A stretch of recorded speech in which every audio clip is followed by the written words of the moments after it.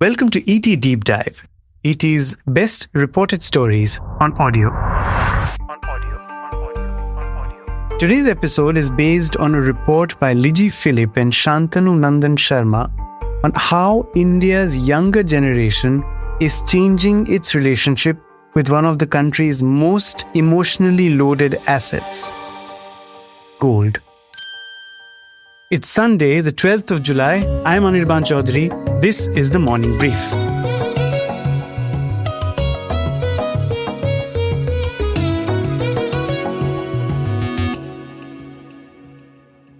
Let's start with a story. A young couple in Mumbai, we will call them Ritu and Madan, they inherited a stash of gold jewellery, heavy bangles, an elaborate bridal necklace, a few ornate heirloom pieces. But instead of keeping the jewellery in the locker, they sold it, all of it, for close to 20 lakh rupees. They used that money to boost the down payment of their first home in Navi Mumbai. The result? Their monthly EMI dropped by about 20,000 rupees, money that's now funding weekend trips to Lonavala instead of sitting untouched in a vault. It's a small story, but it captures something much bigger happening across the country. As Keyur Shah, CEO of Muthoot Exim, puts it simply, younger generations are driven by milestones. For them, old jewellery is no longer an emotional burden they feel compelled to hold on for life. So, across India, a growing number of Gen Z and millennial customers are unlocking the value of idle gold and rewriting India's age-old relationship with it. Many are selling inherited jewellery to finance milestones, buy a home, pursue higher education, launch a business, or reinvest the proceeds in wealth-creating financial assets. Others are walking into premium jewellery stores and exchanging traditional ornaments for contemporary designs that better reflect their taste, lifestyle, and aspirations. Gold is Lakshmi. When it is recycled to fund education, Lakshmi transforms into Saraswati, the goddess of knowledge and wisdom, says Rajiv Popli, director of the Popli Group, a family-owned luxury enterprise known for its jewellery business. Popli says people are recycling inherited jewellery without any qualms. He says, our stores have become scrap buying centres. Handling old jewellery, evaluating its purity, and processing it for recycling has evolved into an entirely new logistical operation. He adds that nearly 70 to 75% of purchases across Popli outlets now involve gold exchanged by customers. He says India has only scratched the surface. More than 1 lakh tons of gold are lying idle in Indian lockers. Only a fraction of it has been recycled. India continues to be the world's largest consumer of gold jewellery. Beneath that enduring love for the yellow metal, a shift is underway. Demand for gold jewellery measured by volume plunged 21% year-on-year in FY 2026. But investment demand for gold bars and coins surged by about 22% in the same period. This is according to an analysis by ICRA based on data from the Gold Council of India. This divergence points to a changing mindset, particularly among younger Indians who view gold less as an ornament and more as an investment.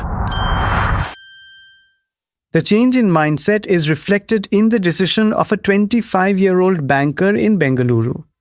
As domestic gold prices soared, rising 33% year-on-year in FY25 and surging 60% in FY26, the banker seized the opportunity to sell her inherited jewellery and channel the proceeds into a diversified equity portfolio.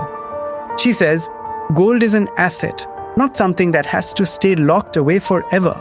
If prices are at record highs and I can redeploy that money into investments with better long-term potential, I'm comfortable making that choice. Another example, Supriya Venkatesh, 29 years old, who also resides in Bengaluru, recently exchanged her mother's jewellery that was passed down to her for her wedding last year. She says, initially my mother was very hesitant, but I managed to convince her. Moreover, she says, in today's age, decades-old jewellery looks outdated. Tanishta Arora, a 31-year-old doctor in Delhi, echoes that sentiment. She says, jewellery passed down from our mothers and grandmothers is often too heavy and dated in design to be worn daily. If it's only going to sit in a locker as an investment, it might as well be converted into gold bars or coins. This shift actually is primarily driven by the soaring price of the yellow metal. Gold prices in India climbed past 160,000 rupees for 10 grams earlier this year, before moderating in recent months. For a generation raised on financial planning and portfolio diversification, the emotional pull of heirloom jewellery is giving way to the practical logic of wealth creation. In a Bengaluru household, 3 generations were united by this need to unlock an age-old asset. A 24-year-old, his parents and grandparents agreed that the family's idol jewellery could serve a better purpose than remain locked away in bank. They sold a portion of the gold, raising nearly 80 lakh rupees. Part of the proceeds financed the young man's master's degree in the US, while another portion became seed capital for his father's new food processing business. Our parents always told us that gold is meant for difficult times and for life's major milestones, says the 24-year-old. He says, higher education and starting a business are exactly those kind of milestones. That's what the gold was meant for. The broader trend of treating gold as a financial asset is unlikely to reverse anytime soon, especially with prices remaining high. Even after the recent correction, gold price remains far above its historical average, encouraging households to sell or exchange gold jewellery and prompting large jewellery chains to expand gold recycling and exchange programs that reduce their need for fresh gold, says Ajay Srivastav, founder of Delhi-based trade think tank GTRI. The changing behavior of young Indians is visible in jewellery shops. In the past 9 months, jewellery retailer Tanishq, for example, has actively encouraged customers to exchange old ornaments for new ones, positioning the initiative as part of a broader effort to boost domestic gold recycling and curb the country's reliance on imports. Arun Narayan, CEO of the jewellery division of Titan Company, says that in the last few months, customers have exchanged 11,000 kilos of gold. According to Sanchari Basu Chowdhury, a sociologist at Pune Symbiosis Law School, young Indians are increasingly opting for paper gold through instruments such as gold ETF, while those buying jewellery are gravitating towards lighter designs in 18-karat gold or lower, largely in response to soaring prices. She adds that the growing participation of women in the workforce is also reshaping investment preferences. As more women earn and accumulate savings, many are opting to invest their money in residential or rental real estate rather than hold large quantities of gold, which entails storage costs and security concerns, whether kept in bank lockers or at home. But if gold is increasingly viewed through the lens of financial returns, will the emotions associated with the yellow metal eventually fade away? Not quite. Sociologist Basu Chowdhury says, as gold becomes more expensive, the jewellery gifted on occasions such as weddings and festivals may acquire an even greater emotional significance. She adds that the cultural prominence of gold varies across the country, increasing as one moves from the north to the south, where gold occupies a central space. While the recent surge in gold recycling and sale will likely continue, it also raises an important question. Who stands to gain more from bigger transactions, customer or jeweler? Srivastav of GTRI says that the economics often favor the jeweler. He points out that advances in jewelry manufacturing now enable designers to create ornaments that appear larger and more intricate without using additional gold. He also notes that many customers exchange 22 karat jewelry for contemporary designs in 18 carats, which are lighter, more durable, and increasingly fashionable. While both pieces may each weigh 20 grams, a 22 karat ornament contains about 18.3 grams of pure gold compared with only 15 grams in an 18 karat ornament. That, however, does not make the transaction unfair. The arrangement is entirely legitimate, he says, provided the lower purity is transparently disclosed and the new jewelry carries the appropriate hallmark.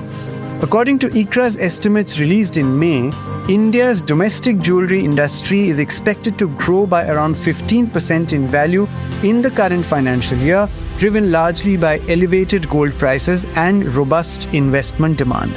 Yet, gold jewelry consumption by volume is projected to decline once again. In other words, consumers are likely to keep monetizing idle gold either by selling or exchanging it. But not every customer walking into a jewelry showroom is a Gen Z or a millennial reimagining the role of inherited gold. R. Prasad, former chairman of the Central Board of Direct Taxes or CBDT, says a section of recycled gold has a murkier origin. Some of it comes from smuggled gold. In such cases, the process is less about recycling old jewelry into new designs and more about converting black money into white. He adds that gold smuggling typically rises when customs duties are hiked. Prasad points out that recycled, smuggled gold is hardly a new phenomenon. Only its methods have evolved. He says, in the late 1970s, we investigated a case involving gold smuggled through Nepal. They were recycled into gold bars and then used to finance the purchase of motor vehicles. At the time, the Kolkata-Jamshedpur belt had emerged as a major hub for such illicit activity. Back then, recycling was largely informal, he says. Today's organized retailers were not part of that ecosystem. So, gold hasn't changed. The generation has. And for Gen Z and millennials, the new mantra is simple. The gold in the locker does not glitter. That's it for today. You are listening to the latest ET Deep Dive, reported by Lijee Philip and Shantanu Nandan Sharma. Original reporting by Pratishta Bagai. Narrated for audio by me, Anirban Chowdhury. Sound designed by Indranil Bhattacharjee. Keep listening to our podcasts. Have a good Sunday.